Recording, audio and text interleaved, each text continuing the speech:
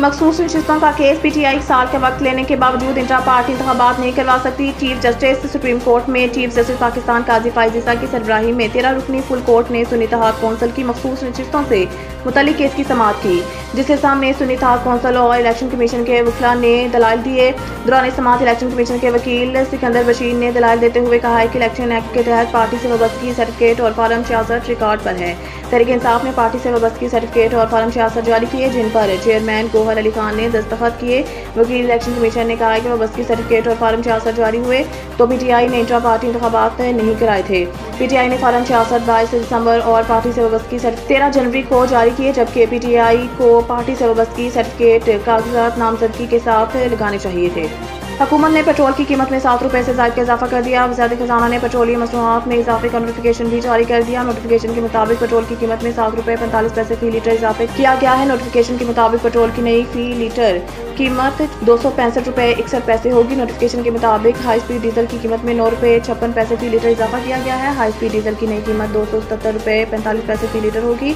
ज़राए के मुताबिक लाइट डीजल की कीमत में 9 रुपए 88 पैसे फी लीटर का इजाफा किया गया है। ज़राए के मुताबिक मिट्टी के तेल की कीमत में 10 रुपए 5 पैसे फी लीटर का इजाफा किया गया है।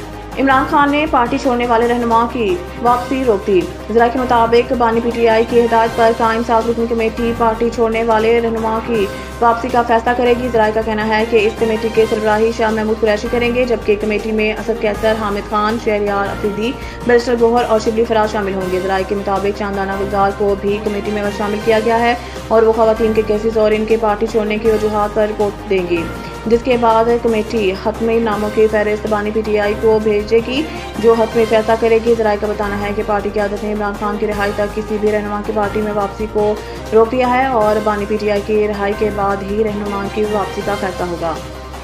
इंतखाबात 2029 में होंगे, मौलाना हुकूमती इक़दामात को सराहें।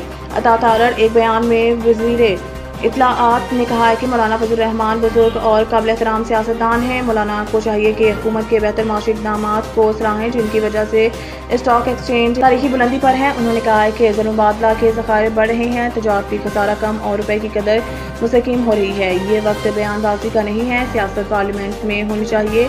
वाज़ेह रहे कि मौलाना फजल रहमान ने कहा है कि गैर जानबदाराना इंतखाबात कराए जाएँ, जिससे एस्टैब्लिशमेंट और खुफिया इदारे इंतखाबात से दूर हैं। कोई मुदाखलत न करे, जबकि हम मज़हब एहतराम समझते हैं। पाकिस्तान तहरीक इंसाफ के क़यादत में यकसुई की कमी है। पीटीआई की तरफ से खुद बात तो करते हैं, मगर अभी तक कोई मुज़ाकराती कमेटी तश्कील नहीं दी गई। नवीद टिक्का शॉप, मुंशी महल्ला चौक। नया अंदाज, नया जायका और मयार एक साथ। नवीद टिक्का शॉप अपना पैगाम देते हैं, रेट वो जो हर किसी की पहुंच में।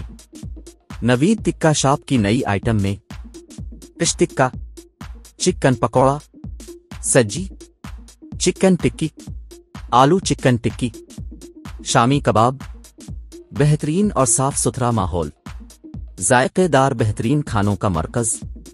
एक बार जरूर आजमाएं। नवीद टिक्का शॉप, मुंशी महल्ला चौक, मंदी बहाउद्दीन।